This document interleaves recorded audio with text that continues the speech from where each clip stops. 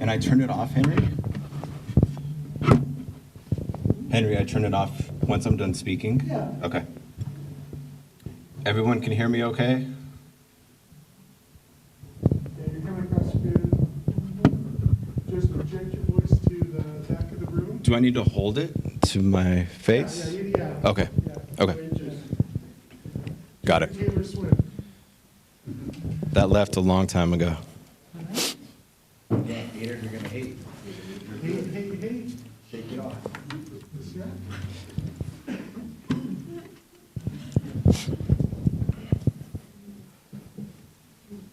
Signals are looking good. Everything is processing well. Aaron, you can hear me okay? Okay. All right, say your name and spell it real quick, David. David Fresquez, D-A-V-I-D, Fresquez, F-R-E-S-Q-U-E-Z. Okay, that's pretty good.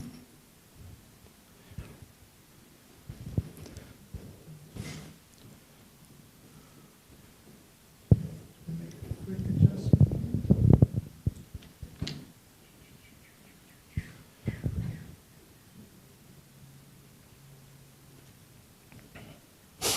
Alrighty, let's go with 30 seconds now.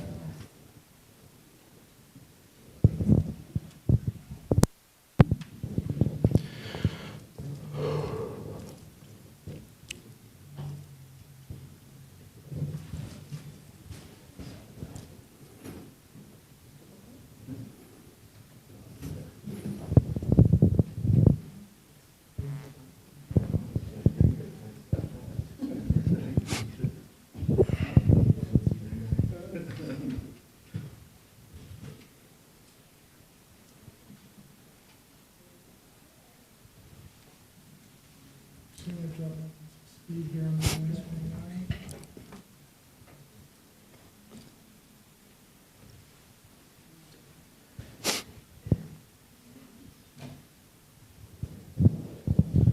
All right. We're gonna get started in 10, 9, 8, 7, 6, 5, 4, 3. Welcome everyone to our Santa Fe Hispanic Chamber Candidate Forum. My name is David Fresquez. I am the president of the Hispanic Chamber of Commerce. So welcome all attending online through the Santa Fe New Mexican. Henry Lopez, thank you so very much in the Santa Fe New Mexican for providing the coverage and helping our Hispanic Chamber grow through sponsorship, through yearly, monthly, and our big annual event, the 40 Under 40 Business Leaders Awards. So thank you, the Santa Fe New Mexican. To our chamber members with the Santa Fe Hispanic Chamber, thank you all so very much supporting our causes of helping entrepreneurs and business owners in Santa Fe. Welcome candidates. Thank you all so very much for being here. Unfortunately, Jamie Cassett is not able to be here, but thank you all this evening for joining us.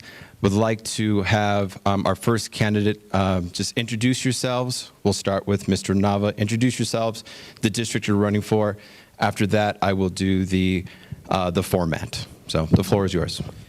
So my name is Joel Nava, and I'm running for City Council here in District 4.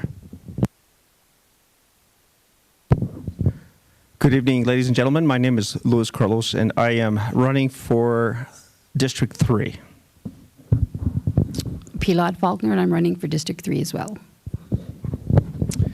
Thank you. So the format tonight is we will have an opening statement of 2 minutes each for each candidate.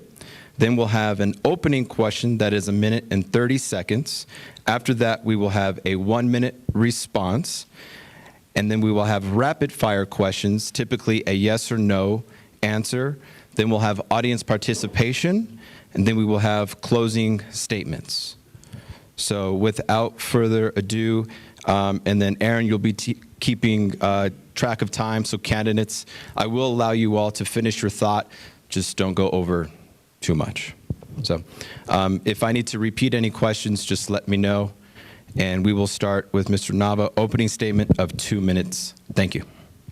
Thank you for having me. So, like I said, my name's Joel Nava. I'm running for District 4.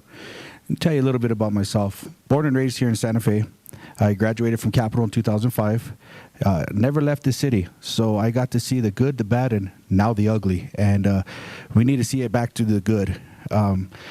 What got me to run is I coach a basketball program. I have a traveling team. One day I practiced this summer. I was frustrated because I couldn't get a basketball court for our team. One of my basketball players comes up to me. She says, "Coach, with all due respect, you always tell us stop telling you what you're going to do on the court and start showing. Well, why don't you be quiet about what's wrong with Santa Fe and why don't you do something?" I said, "Fair enough. Got to practice what I preach." So what I bring here is I've been serving the community by volunteering, coaching, reffing for over 10 plus years. I now work at the state capitol as security. I've been there for about 3 months now. I look forward to continue serving the community in city council, as I feel I could bring a lot to the table, bring a voice back to District 4 that unfortunately it does not have. Thank you.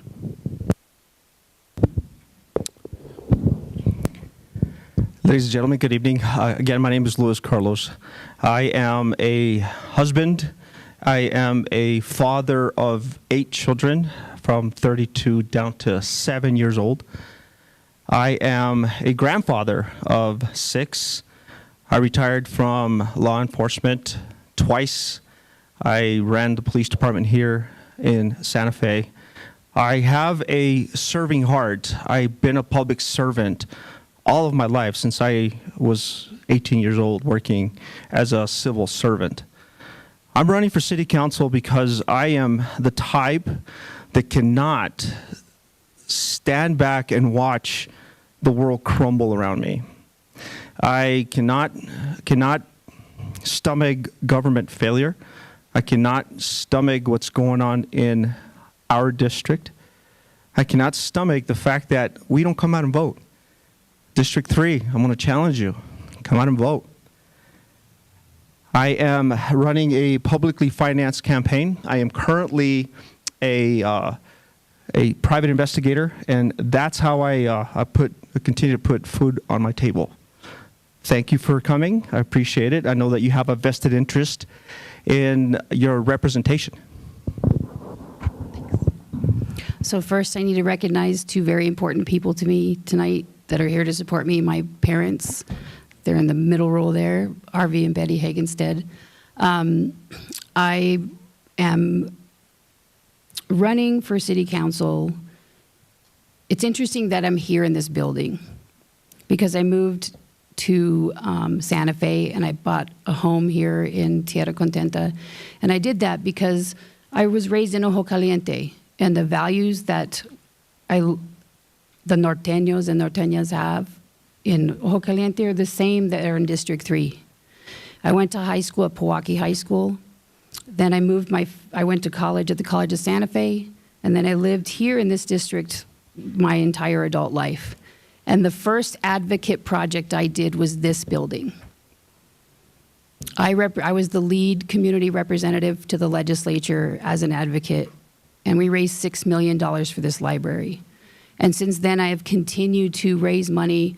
I'm a registered lobbyist. I've been a registered lobbyist for 23 years, which means I have advocates and I have connections in the state legislature. And often when we don't get money for our projects, if the city doesn't get us the money we need, I will go in and get the money we need from the legislature to finish the project out. I'm also an organizational development specialist, which means I go into organizations and I find what's not working and I help them get better and I train managers to become leaders. I'm a mediator. It's my hope that I can take the skill sets that I have and I can empower every single member of our community to become a leader and lead us into the future together. Thank you. So the first question is 1 minute and 30 seconds. Mr. Carlos, the first question goes to you, and then Pilar. Can you share an example where you have advocated for a Hispanic-owned business in Santa Fe? Please explain the initiatives or policies you intend to introduce during your first year in office to straighten and promote Hispanic-owned businesses in our community. Wonderful question. Absolutely. I am an advocate for businesses, more so for us, the gente, the working class that keep the Hispanic businesses alive. So I have actually helped a lot of business in town, especially when I was with the police department. And the premise behind my assistance with, for example, Adelitas, which is, if you haven't eaten there, or Sunrise Restaurant, Mr. Aldana, is helping them with their one concern, and usually it involves crime. I worked with them to try to minimize their victimhood as far as criminal activity, because it affects the bottom line. It affects the customers. It affects us all. So that is very important for me in as far as continuing on and advocating for the Hispanic business owners. Thank you. Okay. So I am currently working with several of the small business owners along Airport Road to form an association of Hispanic-owned businesses. I think that there is an immigrant population in our city that works very, very hard. And I agree with Luis Carlos. One of the biggest issues we have in the city is crime, and especially in our district. And so I feel like we need to fund the police in the future to make sure that our small businesses are protected. But I also think we need to help the small businesses organize, and we need to get them the resources they need to be successful with their businesses. There's so many hardworking people in our district who genuinely care about living in our district and running businesses in our district. And to me, as city councilors, our job is to support them, is to help them get what they need. Every single resource that they need, we need to give to them. We need to work with economic development. We need to work with the police. We need to work with land use. We need to work with every single agency we can to bring in what they need for their businesses. So the business I've helped with is the basketball program that I started. It serves majority of the youth here on the south side. Majority of my kids either go to Ortiz, Capital, a lot of the schools on this side. I feel we need to continue to help youth in order to help them get their own businesses, show them, if you put your mind to it, let's do it. And I think that's something that right now we're failing. We're failing in showing the youth that there is a chance, especially our Hispanic youth. That's the majority of who I deal with. And I feel we need to continue to work with them. That's going to help the crime, as everyone's brought up. No one here is a stranger to the crime problem that we have. But if we could help them at a young age and help these small businesses, maybe hire these local Hispanic youth, get them invested. Let's get them invested. Let's get them wanting to be part of our community. Not just like us, but like how you guys, our constituents, we're here. Let's get the youth invested. Let's get them wanting to take that ownership back of this city. Thank you. Now, this is 1-minute questions. You guys are reading our minds. Next question is, the latest crime statistics provided by the city of Santa Fe indicate a rise in almost every category of crime between 2022 and 2023. What steps do you propose to halt this ongoing upward trend and enhance public safety in our community? Pilar, correct. So I would say, could we just let the police do their job? Could we just, the ordinances we have in place, could we just let them do their job? Some of the things that are happening or throughout the city, like panhandling, whereas it is legal to panhandle, where panhandlers are operating is illegal. We need to take the handcuffs, like ironically, take the handcuffs off the police officers. We need to fund them. If we say that safety is one of our most important things, then that should be one of the highest things that's funded. Put your money where your mouth is as a city. You can't say that these things are priorities and then not fund them in a way that indicates that they actually are a priority. We need to make sure there's more police officers. We need to make sure they have the resources they need. And I'm going to tell you on the homeless issue, Police officers are not trained and should not be social workers. We need to improve the units that are going out and doing mental health work. We need to beef those up because police officers need to be police officers, man. They're here to protect us. We don't need them doing something other than that. They have one of the hardest jobs ever, and we need to protect them, and we need to make sure that they have the resources they need to do the job they need. First and foremost, we need to support our law enforcement. My father was law enforcement all my life. I see the struggle, both him as a law enforcement and me as a child of an officer. They need to be supported. By supporting them, we need to make sure that they have the coverage. Right now, there's lateral transfer. We need to make sure we keep that going. We need to bring these officers back into our town, and we need to try to find a way to get them to live here. A lot of our officers don't live in Santa Fe. That's an issue. Growing up, I remember when my father was a cop, we would go out on his days off and wash his car. That was such a great joy for me, but it's presence. We need more police presence. We do need to let them do their job. We need to stop holding them back. We need to stop telling them no. Let them do their job. We need to fund them. We need to make sure they're getting paid a living wage to live in this town. Thank you.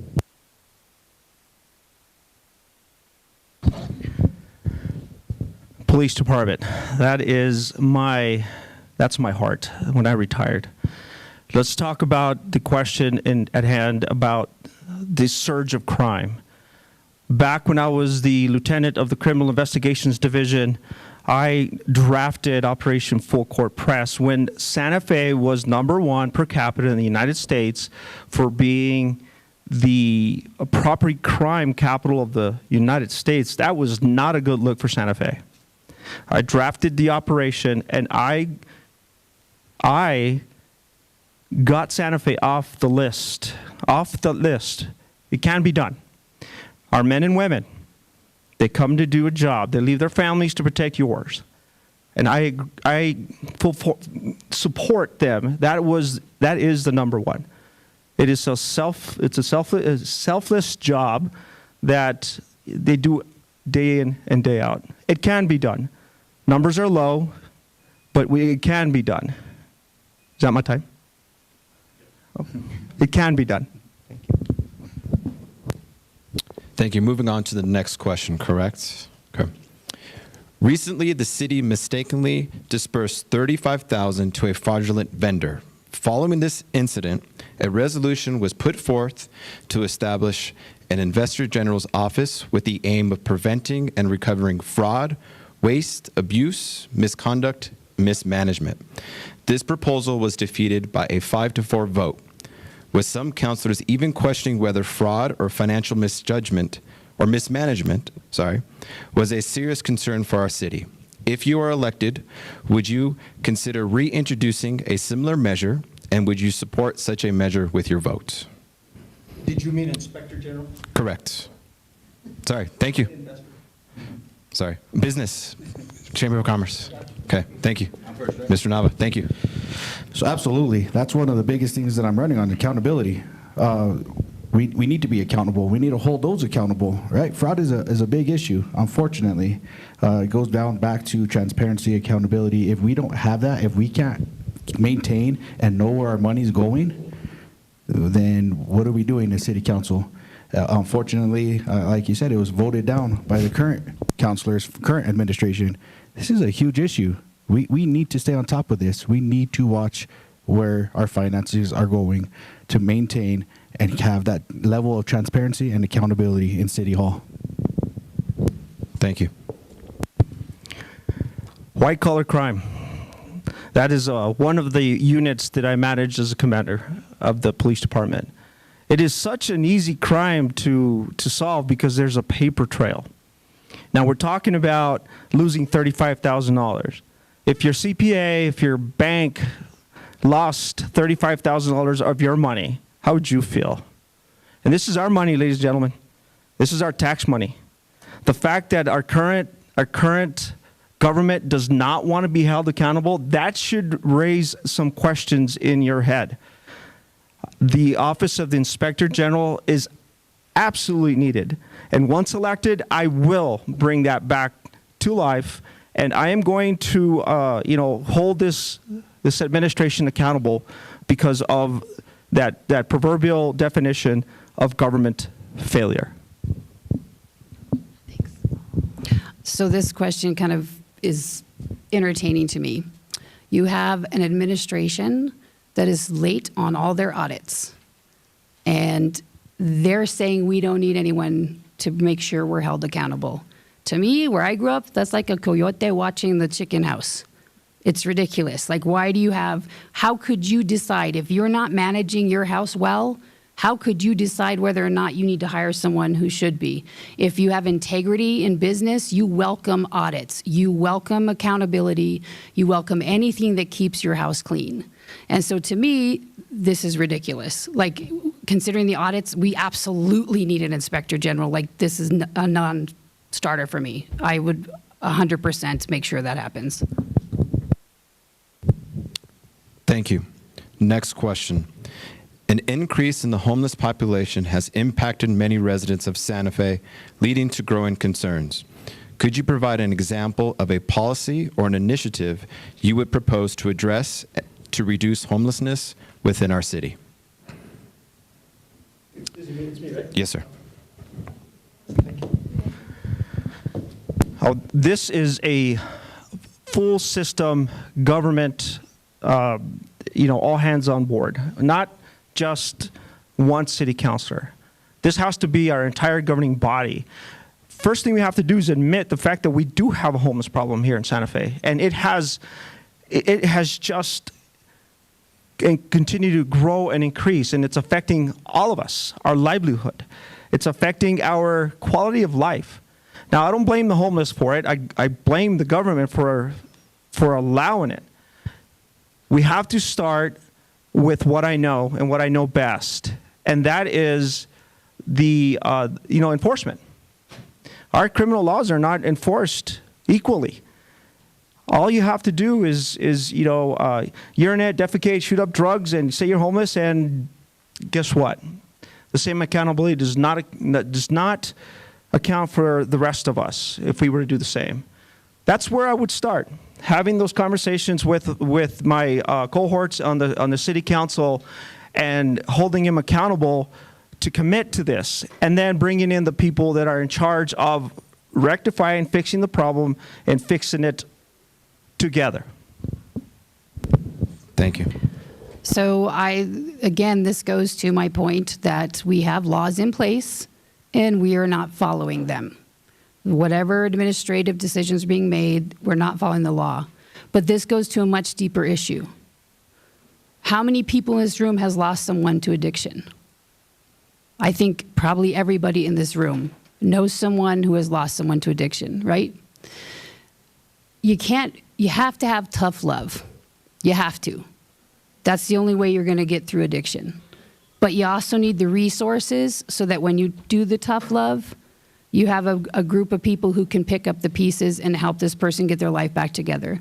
In my family, there are 2 people who run recovery centers. I myself have represented the Santa Fe Recovery Center and the Santa Fe Mountain Center in getting funding for behavioral health. You can't say homelessness is not connected to behavioral health. And again, this is another place where it comes to the budget dummies. If you say you care about behavioral health, then you have to fund behavioral health. And right now, it is one of the least funded initiatives in the state and in the city.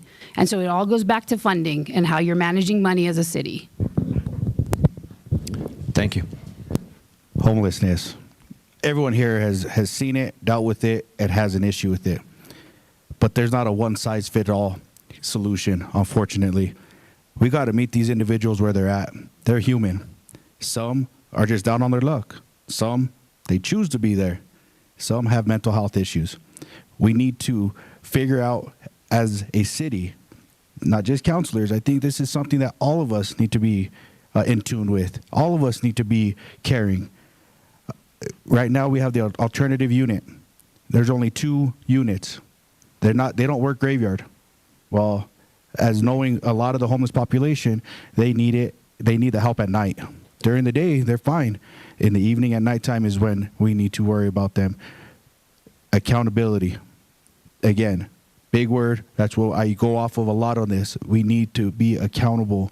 And like everyone's saying, hold them accountable. We don't need to be driving down Sirius Road and seeing people smoking out of a pipe or shooting up. We don't need to see that. My children don't need to see that. Your children don't need to see that. We need to work and meet them where they're at. Thank you. Next question. Many local groups and residents feel that our city is divided culturally. They are unhappy with the changes made to our city's history and culture by the current administration. Can you outline your plans in restoring and enhancing what has been damaged over the past few years? So I've said this before. If you want to know how to fix things where this is concerned, number one, you have to acknowledge that an powerful and amazing culture is being taken away from the people of northern New Mexico. And it's being taken away a piece at a time. You cannot erase history, and you should not. When you erase history, you're bound to repeat it, and you just don't learn anything, right? But look at our families in northern New Mexico. My family is made up of Anglos, Hispanics, Native Americans, African Americans, Asians. We have everything. Stop letting extremists come into our city and into our community and make things difficult for three cultures that have lived together for hundreds of years and have families together and have communities together. If you want the answer, don't let the extremists tell us what to do. We need our families know what to do. We know what to do because we're doing it every day. Thank you. I'm 37 years old. Growing up, we've always been a multicultural city. Always. That's been taken from us. That division in this city is ridiculous. Look what happened Monday. Beautiful, beautiful. Why can't we all just celebrate together? This is our town. Let's keep it that way. We need to not try to erase history, but learn from it. If we don't learn from our history, like they said, we're doomed to repeat it. And you know what? I'm proud of my heritage. I'm proud of where I come from. Everyone in this room is proud of where they come from. So why don't we keep it that way? Let's celebrate each other. We stopped doing that many years ago when this administration showed up. That's when this division has been horrible. We need to get back united. If we stay divided the way we are, everyone's going to lose. Thank you. Allow me to bring you my experience when it comes to cultural division. It's happening. If you don't see it, well, you're just fooling yourself. And I'm going to tell you about the years that I spent working in the prison system. Now we're just doing the same thing out here in the world. We have these cliques, these divisions, these cultural divisions. And the funny thing about this is that we were once a collective culture.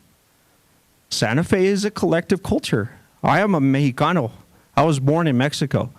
I'm a mestizo. I'm one of those that are a mixed blood. Doesn't matter. I'm a Santa Fean.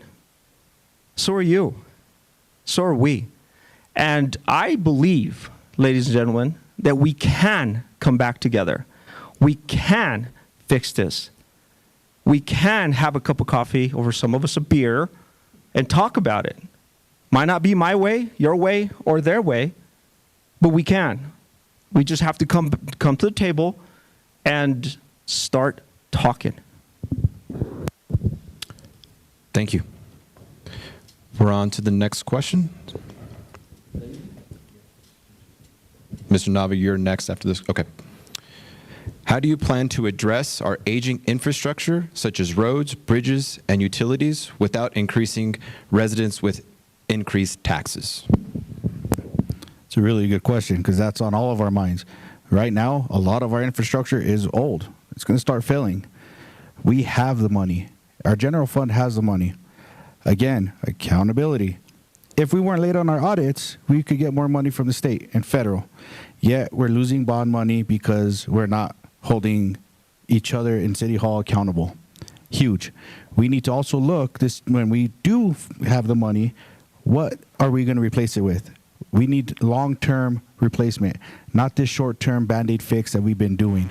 We need to think of the future and make sure we utilize our money and knowledge wisely. Thank you. My knowledge about working with the city of Santa Fe is that your tax dollars are earmarked for certain services throughout the city. That's what budgets are for. That includes the infrastructure piece. I am tired of seeing my parks down here on the south side a mess. I'm tired of graffiti on the slides. I'm tired of the tarps torn. The ground cover, so old it's just old. I'm tired of it. I don't want to take away from other districts that get attention. I want to equate equity and equality. I want to bring District 3 up to that level. This morning I had to be in court and driving down Alameda Park. Yeah, sucker's beautiful. Well, I want the same thing over here. Nice green plush grass so my kids can play. Your kids can play. They don't have to deal with graffiti, homelessness, needles in our parks, ladies and gentlemen. That needs to stop. So yes, we do have the money. Let's hold those bean counters accountable, and let's bring it here on the south side. Thank you. So I've worked on a lot of capital outlay projects as a lobbyist, and that's what infrastructure is. It's bricks and mortar. The thing we need to do really at the city, and this goes back to one of the biggest priorities in my campaign, is the way the city is organized is completely dysfunctional. It's like they took an organization that was working and they decided, what's the worst possible way we can organize this city so that it doesn't function at all? And that is what is happening. We don't have departments the way they should be lined up, and we don't have the right people in the right jobs to get the job done. There's a bottlenecking of projects that's happening. There's a mismanagement of funding that's happening. And I don't understand why we can't lean into building relationships with the county and the schools that are more productive, and that we work harder with the state legislature. It's the way the city's organized is ridiculous, and that is at the core of why none of the services are happening for the people of Santa Fe. It's at the core, is it's completely mismanaged and misorganized. Thank you. Next question. What approaches do you plan to implement to keep young entrepreneurs and business leaders in Santa Fe?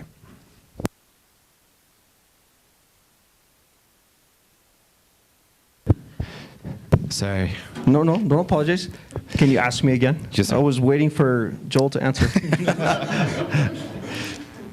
What approaches do you plan to implement to keep young entrepreneurs and business leaders? Our children, as soon as they're graduating, ladies and gentlemen, they're leaving. They can't afford to live here. We have a problem with keeping them here. We have nothing for them. We are not offering them anything. Let's get back on the table and attract those kids to stay here. You know, they lost a lot at the education piece. I'm not running for school board, but they lost a lot of it with hands-on. You know, some kids go to college, some don't. They just go into the trades. So go into the trades. I used to take shop. Well, that's gone by the way of the dodo bird. How are we going to keep kids here working on a trade if we don't teach them? The city should be able to help those kids with the plan. You know what I would love to do as a governing body, going to the high schools and have a conversation with children, kids, young adults. What do you want to do? I want to fix cars. You know what? There's plenty of body shops here. Let's get you to work. This program's out there. We can make that work. We can make it work. Thank you. So on my campaign team, I have a youth cabinet, and some of them are from Youth Works, and some of them are from some other organizations.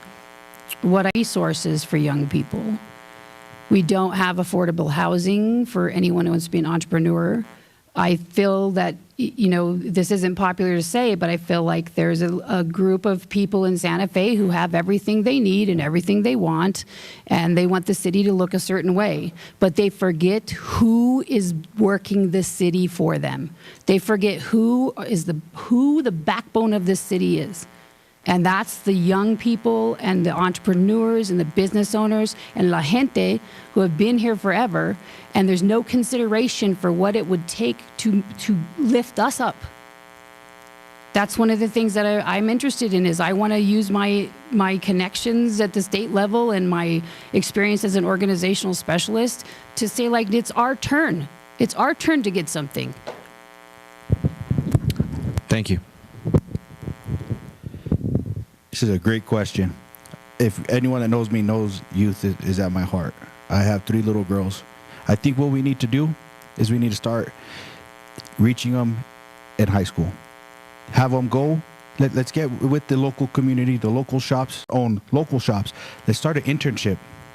I want to try to get to where, like Luis said, I was a mechanic by trade. There's a shop. Hey, let's come after school. You're going to work a few hours. We're going to teach you some stuff. Let's start let's get together with locals and let's work together, because that's how we're going to show them. Like you said, the kids don't know, right? They're not taught anything about business. And for them to have to leave to learn, no, let's do it here. You don't need to go to college to be a mechanic. Let's go hands-on. I think not only mechanic, coaching, there's so much stuff that we could get them involved in. Work at the city hall, right? Let's show them accounting. Let's do it. We need to get that program going where kids will come and shadow and work and learn a trade, not just after they graduate, leave or try to figure it out themselves. We need to work together. We need to show them, hey, this is what it is. This is what we need to do. Let's do it. Thank you. This could be a 2-minute question. What in the next 4 years will you be able to tell the voters you accomplished to a city councilor? So one of the things that I work on at the state level is I work on bringing private entities and public entities together to do partnerships. So there's a lot of things that we need in the city. And whereas we want to protect the workers of the city of Santa Fe, there are opportunities always to improve the private-public relationship.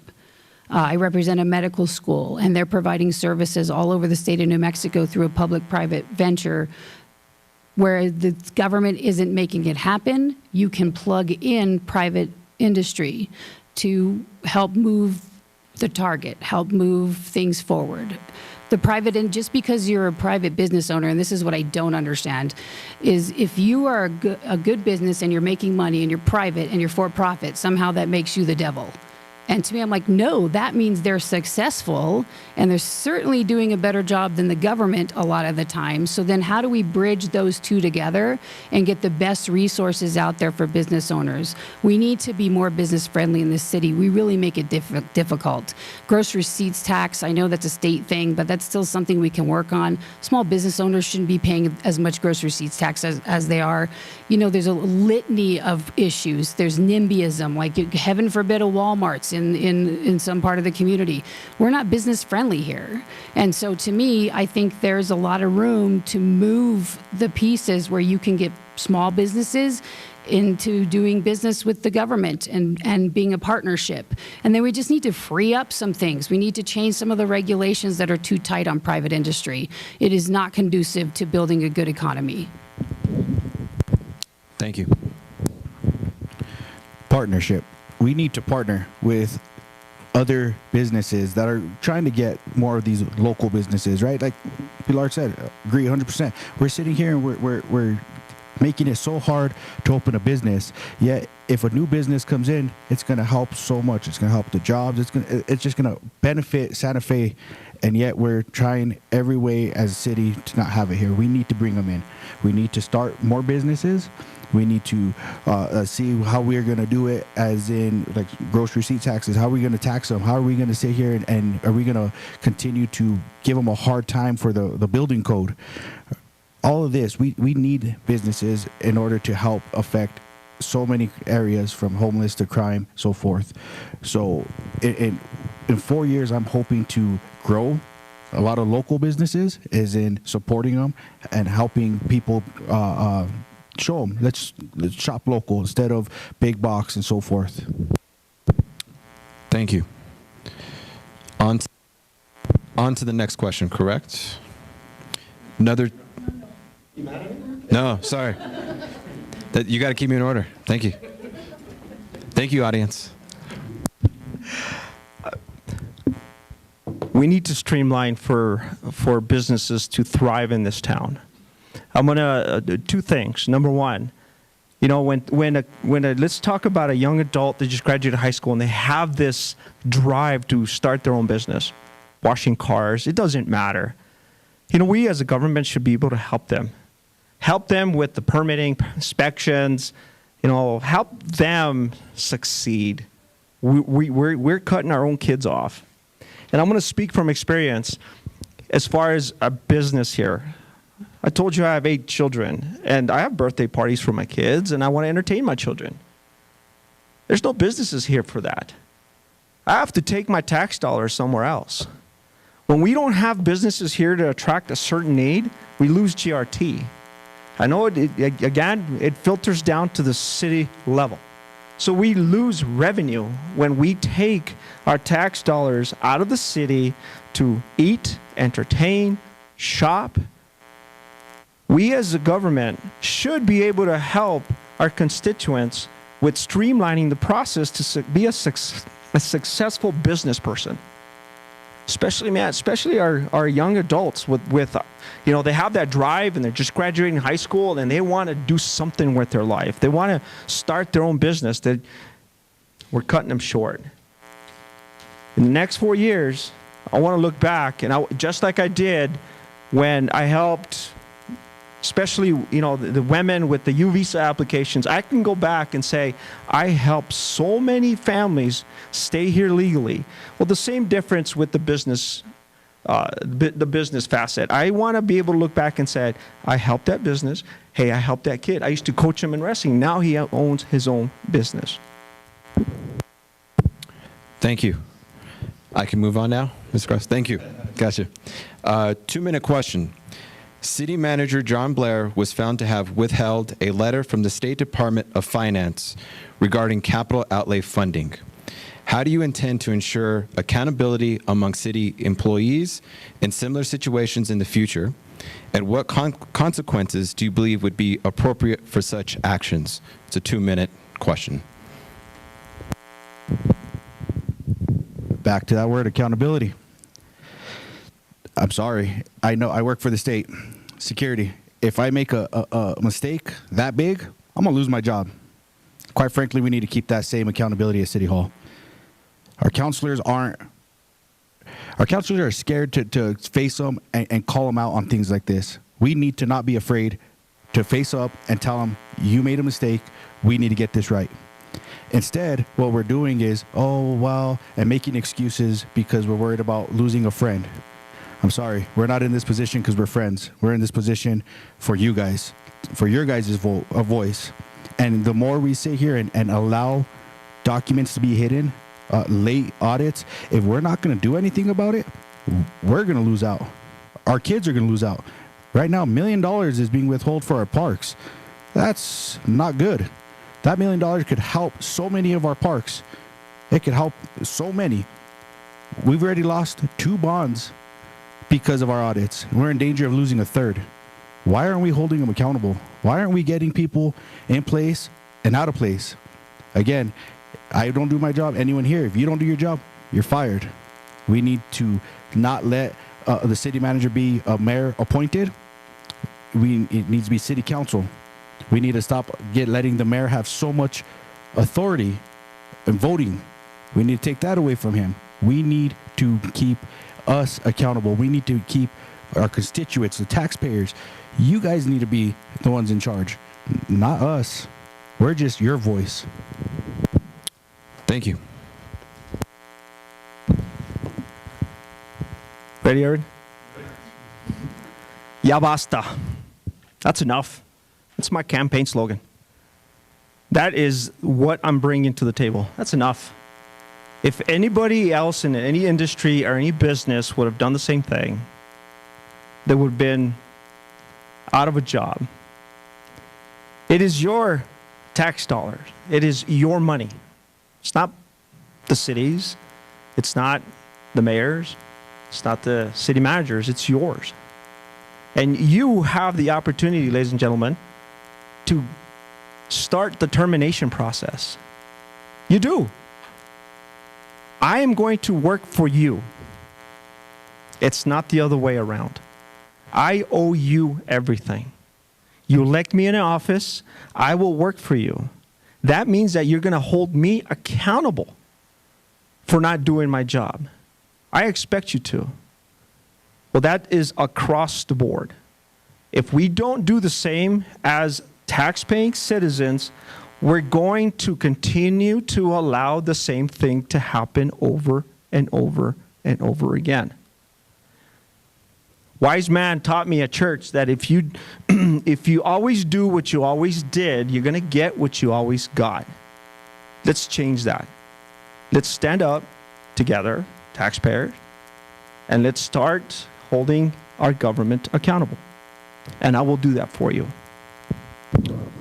Thank you. So one of the things that's interesting, when you make an executive branch in any kind of government, it is the job of the legislative branch, which is the city council, to hold the executive branch to account. It's the three branches, and it's the checks and balances of power in government. What's happened now is we have a strong executive and a not so strong council. Did you know that the executive puts the budget together? The legislative branch, which is the city council, should be promulgating the budget. They should be putting a budget together, and then the executive responds to their budget. And in fact, both entities should have a budget, and they should duke it out, and they should figure out what's best for the people. But right now, we just have a top-heavy organization. We have a mayor who's putting the budget together. Where's the city council's budget? They should have a budget because they represent us. As a city councilor, I will fight to make sure that we are promulgating the budget. We're doing it first. We're not responding or reacting to an administration. We are for the people. We have to put the budget together. We represent the people. And that's one of the biggest problems at the city right now is the city council is reactive and not proactive to the things that need to happen for the people of this city. Thank you. So now we're on to the rapid fire questions. So these are typically yes or no's. And Mr. Carlos, keep me in order, with the order. So we're with Mr. Nava. Is that? Who are we with? We don't know. Luis, I started. Okay, so Luis, okay. Yeah. Go ahead, sir. Okay. Luis, yes or no questions. Will you be taking any contributions from Mayor Alan Weber or using any of his past or current political consultants for assistance with your campaign, yes or no? Can I add hell to the no? You can. Next. I think it's Bila. Heck no. The city currently banks with Wells Fargo. Would you advocate for the city to transition its banking services to a local financial institution? So, yes. Yes. Yes. The city currently allows developers to pay a fee in lieu of building affordable housing units. Do you support allowing this to continue? Yes or no? No. No.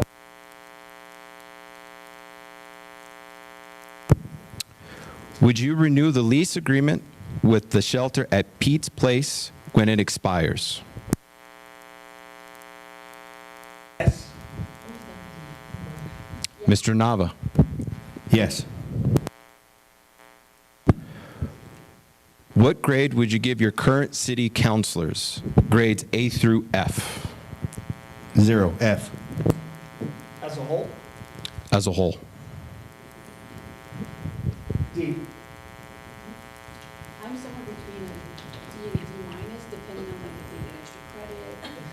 You know, if the mom came in, like, gave the teacher a hard time, it's a fine line, but I think a D, D minus. Thank you. What grade would you give Mayor Weber's administration, grades A through F? F. D minus do F. Would you agree with additional taxing of short-term rentals? Yeah. Yes. Yes. Do you believe the city has done a good job safeguarding taxpayer dollars and controlling spending? No. I'm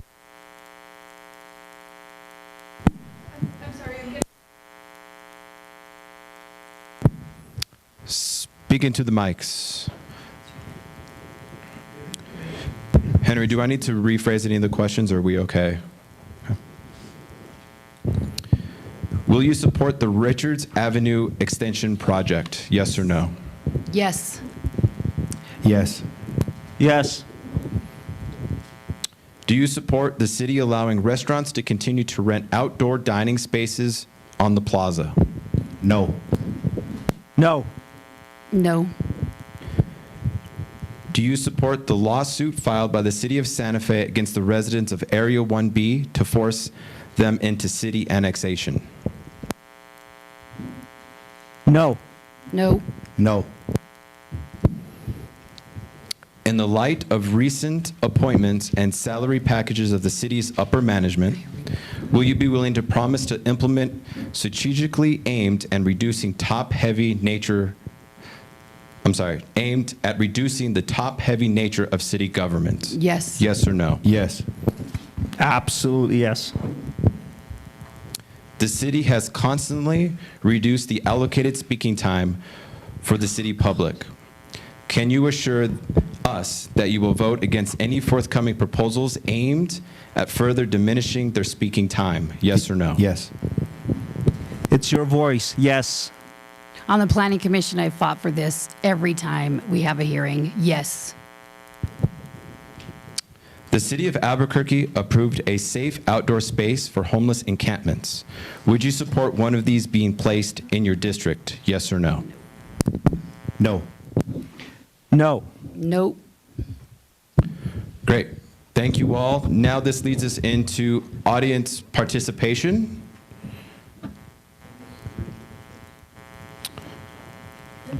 I may have. Listen, it's about accountability, David. David, accountability, sir, accountability. You guys are, yeah, need some public support here. Jeez. It's only been said 17 times. Yep. Yeah, I probably skipped some that we had already rephrased. So, public statements or questions can come up here.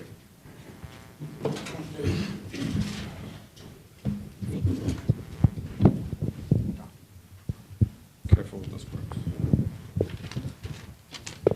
The New Mexico legislature about 2 years ago did away with qualified immunity.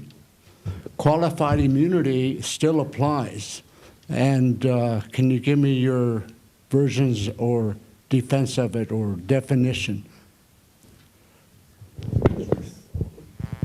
Is it me?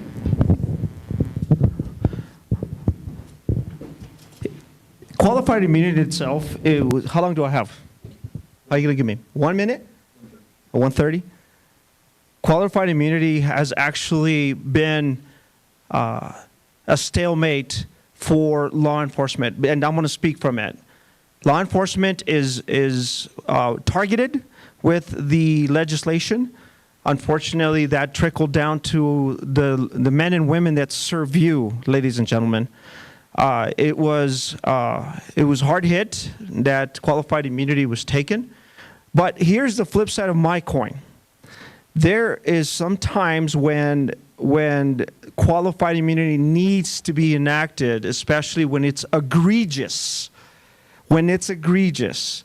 When we're talking about somebody that is willfully hurting and menacing. And I'm not just talking about police officers, I'm talking across the board, because it was intended for the entire government and not just cops. This was a kick in the stomach to law enforcement, and I was very disappointed that it actually happened. again, this goes back to having laws on the books that don't spend, where people are making decisions where they don't talk to the people who are actually in the trenches. And they don't take time to learn about the people they're making decisions for. This is a big issue in the city. This was a legislative decision, but it translates down to the city level as well. They're a group of people making decisions for our communities that never even talk to us about those decisions. They never ask us for feedback. They never get in the trenches with us. They think they know better for our community than we know for our community. And this is a perfect example of that. I think that it's important that in the future, our leaders come to the people. We talk to the people. What do you need? And as a city councilor, what I intend to do is hold meetings at a minimum every other month, where you just come to this library or you come to wherever we can collect and we talk to each other. And you tell us what is happening in the trenches. And you know why? Because I'm going to be in the trenches with you. This is an example of government making decisions for the people without actually really talking to anyone. Not talking to La Gente, not talking to anyone in the community who'd be effective. Great question. I think it's case by case, right?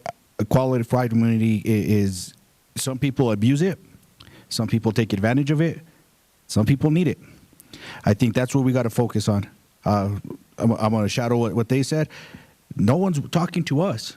No one's going to the police force and seeing how they feel about it, to the constituents. How do you guys feel about that? With me, again, I come from law enforcement family.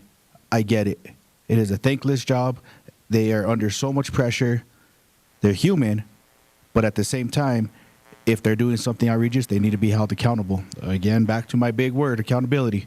We need to talk to us. We need to worry about, what are we trying to get them at? Are we just trying to lose officers? Because if we continue to press them, we're going to lose a lot of good officers, because they are going to be worried about something they do that's going to affect them in a bad way when they're doing something right. Thank you. Audience participation, you can. Sure. Yeah, I can kind of restate it. So, I'm gonna pull myself away from the political scene. Most of you guys know I did run a couple years ago.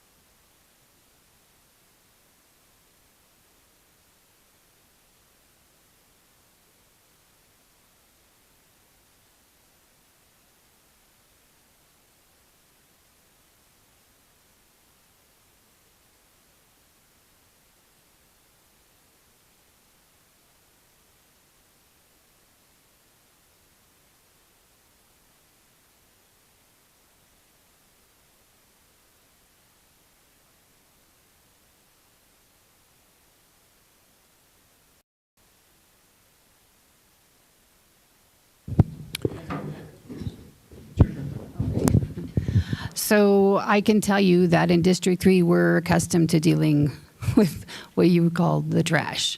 District 3 doesn't get a lot of attention. I think that's why you have two fighters up here now, is because both of our personalities are tired of it, right? We've had, one of the first projects I did after the Southside Library as an activist was a park near my home. And what the city did is, I went to the legislature as an advocate. I got $150,000 for that park with a group of people. There was a team of us. It was collective. The city took the money that we got for that park. They spent the money on pipes for a park downtown and gave us the old pipes from the park they just put the new pipes in. Right? So that happens in our district all the time. The teams that take care of the parks, the A squad gets assigned to the north side and the B squad gets assigned to the south side. And that's the kind of stuff that I have been fighting I represent the soccer leagues. I'm very familiar with how the parks work and how they're being mismanaged. I personally raised $1 million for the soccer community, and there's not a lot to show for it, right? Because once it left the work I did, it went into the city, and then it just went sideways. And so the only way we're going to stop this from happening is if we get people in the city council who are strong enough to demand and ensure that District 3 gets what it deserves. And I'm not saying more than everybody else, but could we just get the same as everybody else? That would be fantastic. Thank you. That was a question for 3. I don't need to answer it. No, I'm just kidding. So it goes back to what I was saying, right? The planning, the infrastructure. We need a plan ahead. We need a plan for long term. Not, okay, let's just put a park here and there you go, we did our job. Well, then we're losing money. Accountability. I mean, that you're going to hear me say that over and over because unfortunately that's not there. We need a plan. We need to be wise with our money, with your money. And we need to sit here and look for the future, to the future, on how we're going to maintain it. Are we maintaining it, and so forth. Unfortunately, like they said, we sit here and city council will look, oh, well, it's no longer my problem. That's this side's problem. No, it is our problem. Yes, I will be representing District 4, but I represent Santa Fe. And I look forward to being on the council and working with everyone to make sure stuff like this does not happen in any district. Thank you. I think we have time for a few more. Sure. Oh, Pilar, sorry. Go for it. Go for it. Yes, sir. I thrive in chaos.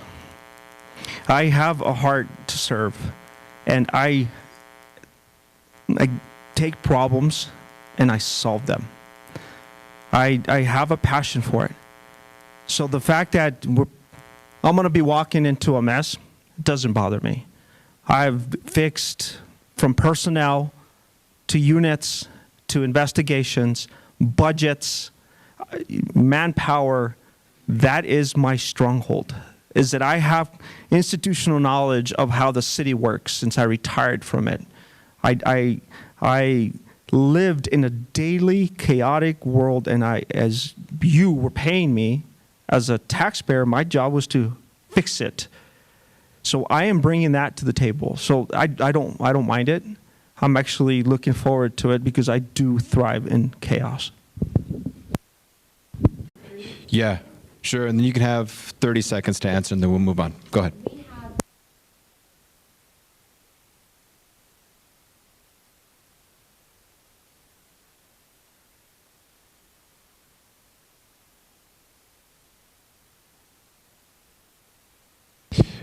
Before you answer, can you just come up for the and yeah, if you don't mind. Yeah. See, it's not so easy. The mic is on. Careful with this. Follow up to my question. We are the only neighborhood that has the yellow recommended speed limit, police department. We called the police department. They will not come out because it's recommended. You can go 25 to 75 miles an hour. If elected, would you replace those to actual speed limits so that police can come out and enforce them? Absolutely. And I have done that actually with speed studies and taking the traffic engineers, sitting at the table, excuse me.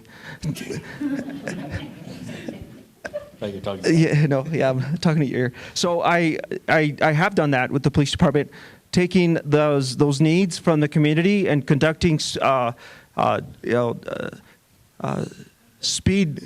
I'm following you. And sitting with the engineers and talking about their necessities and coming up with the plans. So the answer is absolutely. Yeah, and I can tell you on the Planning Commission, I've received calls about this, and I have also worked on getting stop signs where stop signs are needed with an organization called SWAFA, which is Southwest Advocates. This is a problem. When I was canvassing yesterday, we were standing at a house on a corner where there was a stop sign, and cars were just flying by that stop sign like it didn't even exist, right? And so we have to do things that make sure that traffic is a huge problem because we're raising our children here and we have narrow streets and we have all of our walkability stuff is all encumbered by the traffic situation. We have more traffic than we should, right? And so, I absolutely would I do that. I've done it. And so that's something I would do almost immediately. In fact, I would probably start working on it right now. You don't have to be a city councilor to change these things. Thank you.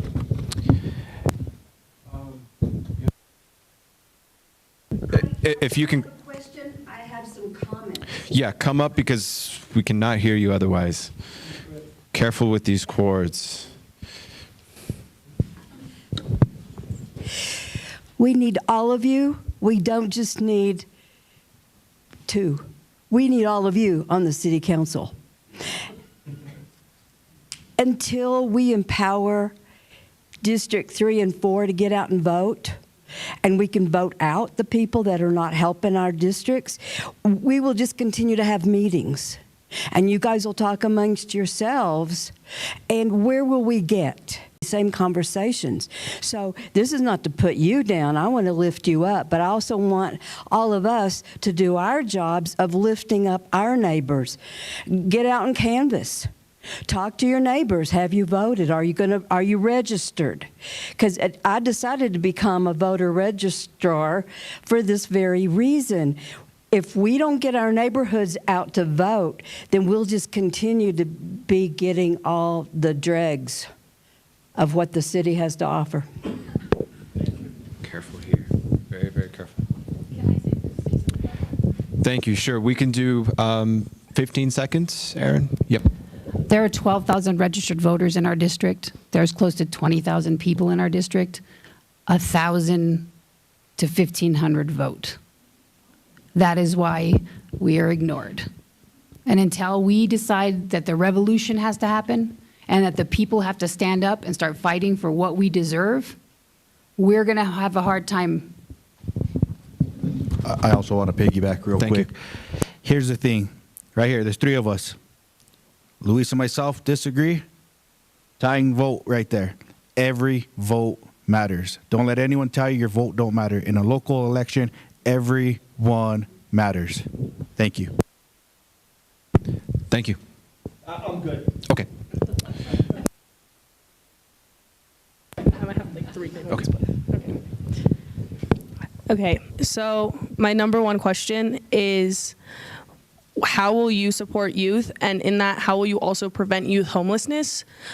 Because I was a homeless youth this past summer, and there were no initiatives in Santa Fe because all of the systems are so overworked. And I had to figure out how on my own, by myself, to get out of that. So how will you help prevent that so that we aren't just fresh out of high school, fresh out of these systems, and still figuring out how to get to where we need to go? I'm going. That was a very good question. And I commend you for growing and surviving. I have to tell you that I was there. I lived in a homeless shelter with my mother as a child. I know the plight. So the first thing that we need to talk about is talking about it. That's the first thing we have to do. We can't turn a blind eye to it. And we do as a society and as a government. We create problems as a government and expect society to take care of them. And that is what I'm wanting to change as your city councilor. These homeless children, and I have to tell you, on Sundays, once a week, I go and I bring food to the homeless shelters. And I see the faces. I see the emptiness. I see the brokenness. And I am man enough to admit to you, when I get in my truck, I cry like a little girl because it hurts. And it puts me back to the days where I was homeless. And seeing these kids, and this is not about, fluffing it's because I believe in it, and it has a special place in my heart. We got to talk about it. We got to give them an opportunity to get out of it. Whatever it might be, financial, mental health, employment, something. Everything you just said is exactly what we're talking about. We forget about our youths. We forget about our children. And we need to stop that because you're my future. You're going to be sitting up here one of these days. And I'm going to be there and I'm going to ask you the same questions. I want my future secured. I want you secured.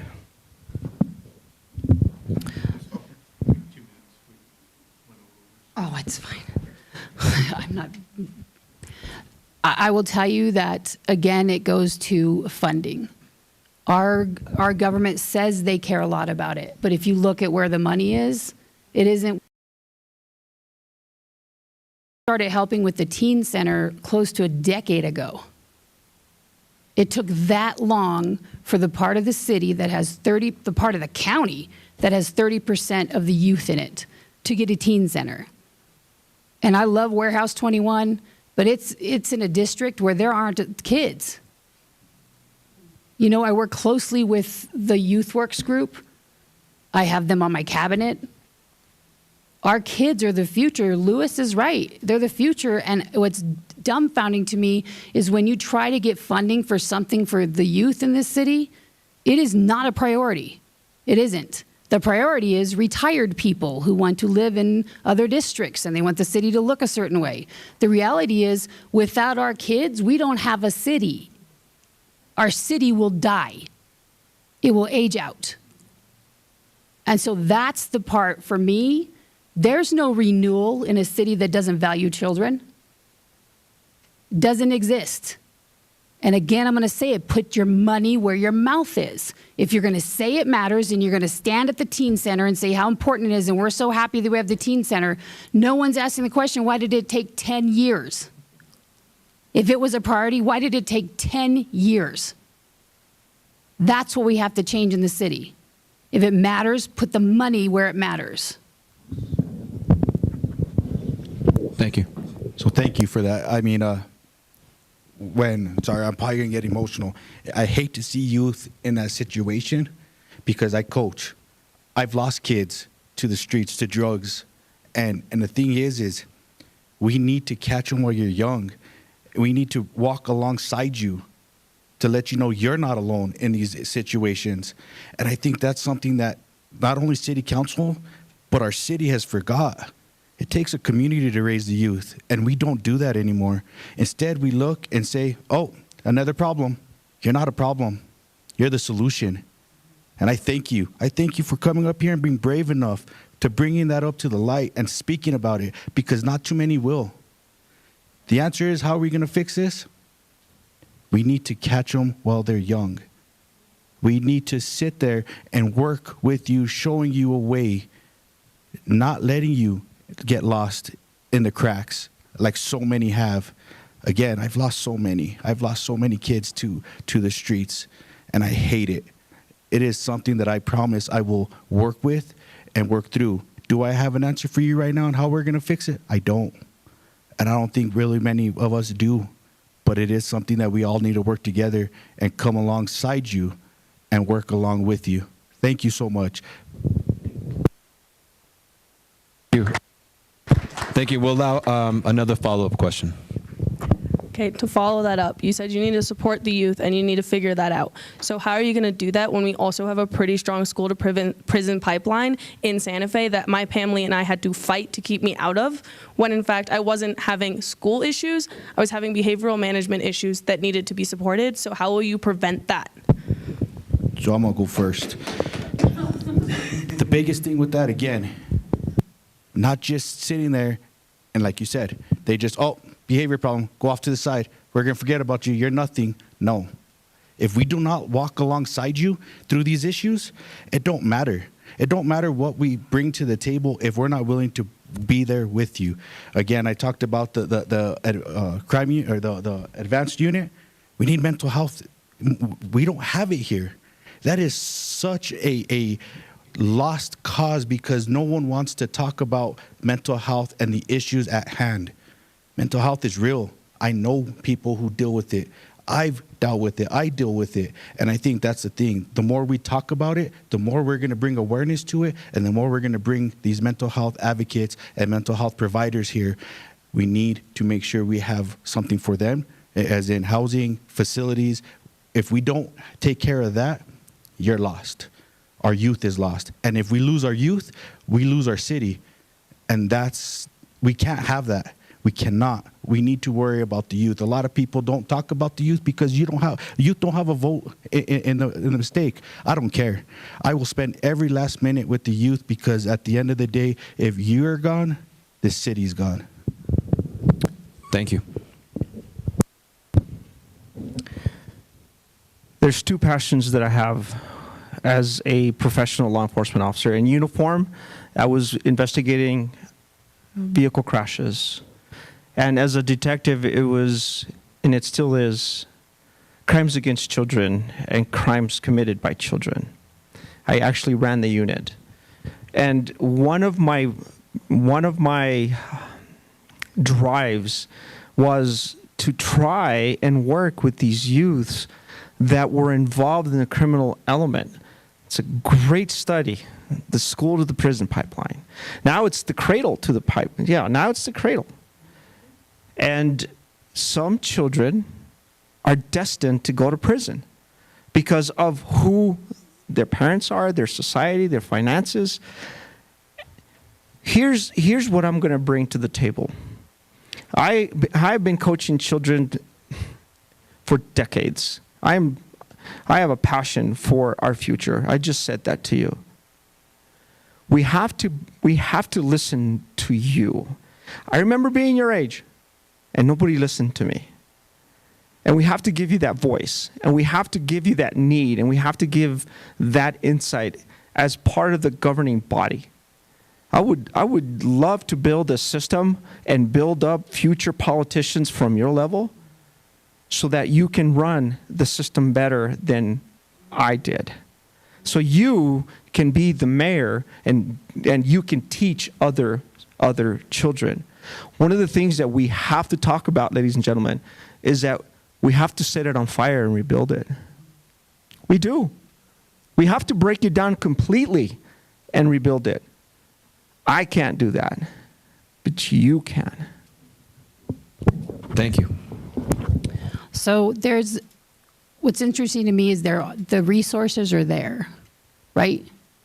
But we don't have leaders who are connecting the resources to the kids. I'm an advocate. I advocate for myself and I advocate for many others. And in that essence, I have talked to CYFD, youth shelters, Youth Works, the city of Santa Fe, state of New Mexico, and gone to all of these systems that are supposed to help me and advocated for myself, and it still was not enough. So you're saying that you have systems, but those systems are overworked. So how do you fix that? Again, it goes back to funding.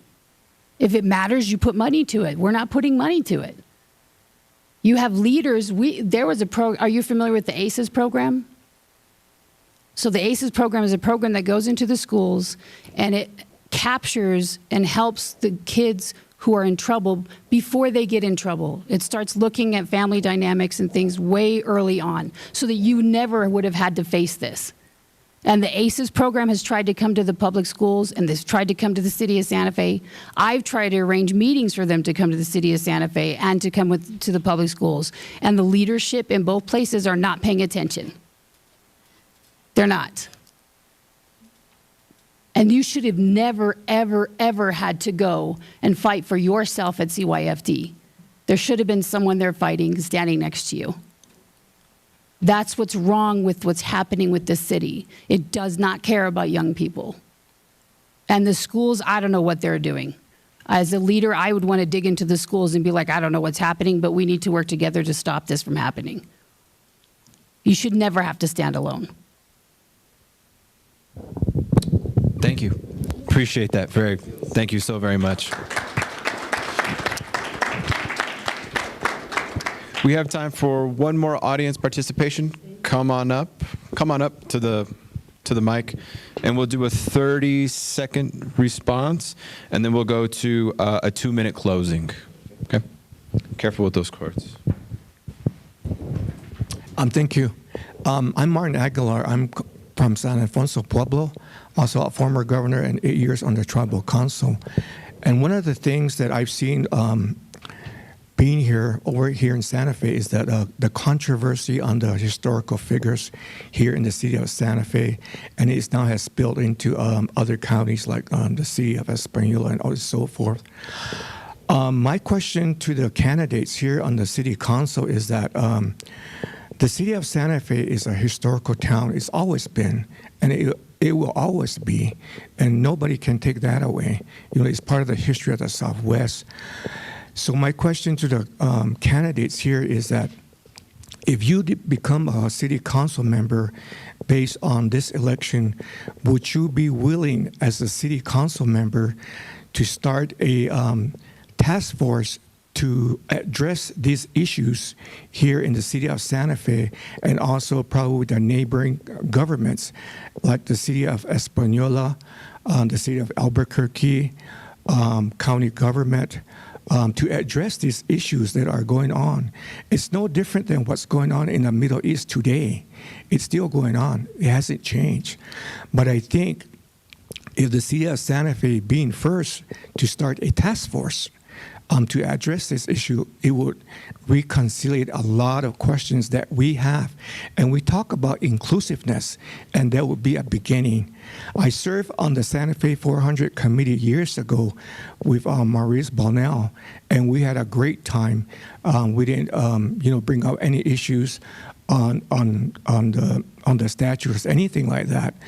We celebrated because the city was started 400 years ago with the Pueblo Indians and, of course, the Spanish settlers here. So we had a great time. And I would like to see the city start some kind of task force in that sense. And it will be the first in the United States if the city of Santa Fe took that effort.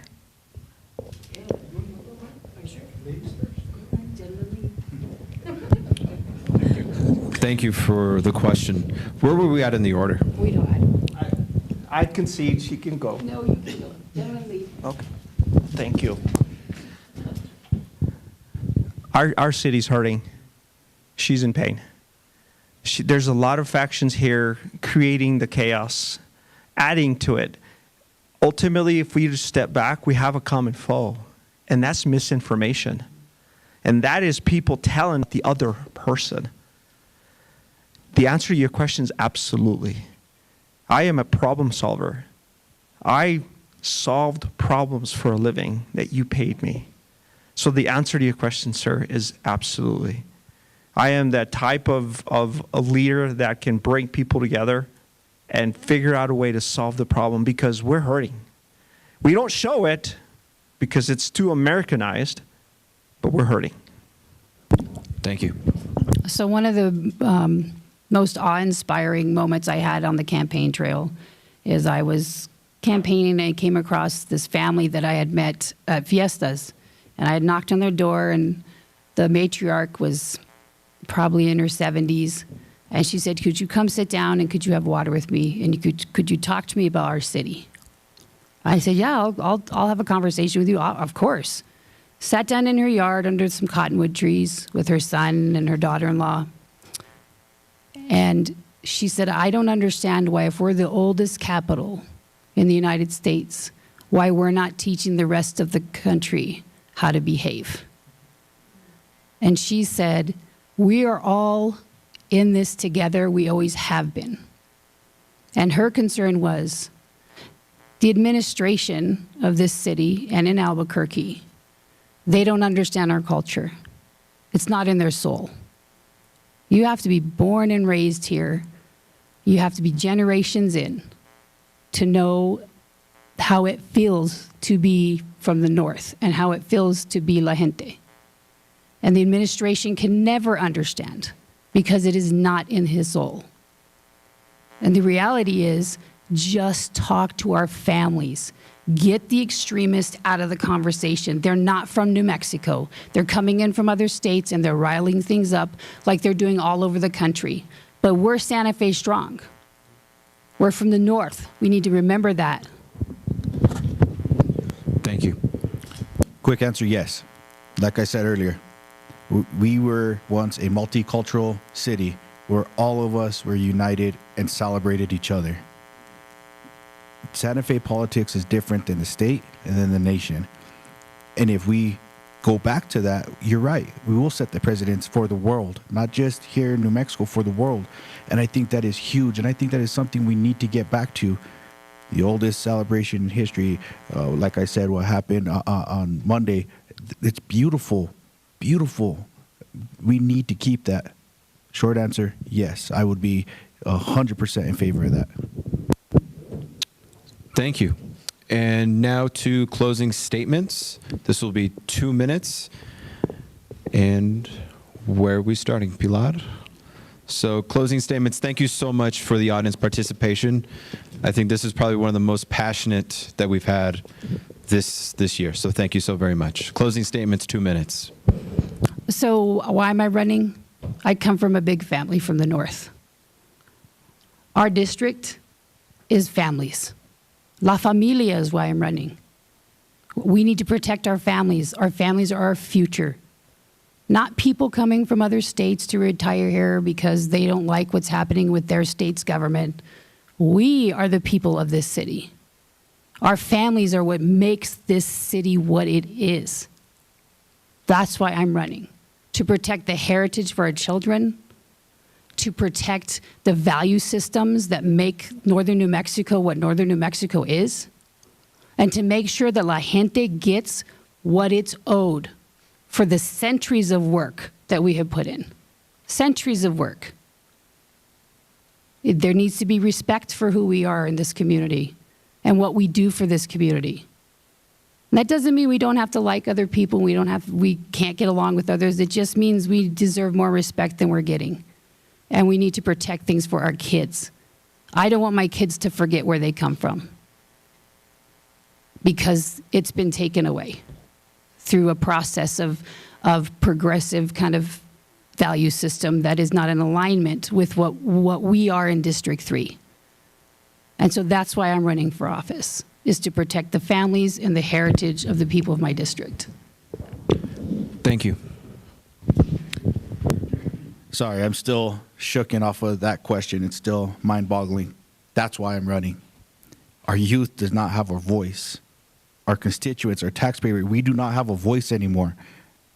No one cares what we here, South Central, South Side of Santa Fe, think, do, or want. We need that voice back. I will be that voice here in Santa Fe. I will be loud. I will step up. I'm not afraid to say no when no is needed to be said. I will be available for comment. I will make myself available. Current counselors are not available. That needs to change. If we're not here for you guys, we shouldn't be here at all. My motto is, let's be the change Santa Fe needs, because Santa Fe needs change. We need to be involved. You guys, us, me, we need to go vote. We need our people in there who are going to fight for us. I see, like I said in the opening, the good, the bad, the ugly. Right now, it is so ugly. I hate it. Hate is a strong word, but the way this town is headed and the way it's going needs to stop. We need to get back on track and back to working with each other, loving each other, helping each other, caring for each other. That's been lost. Santa Fe's always been multicultural, like I said. We need to work with each other.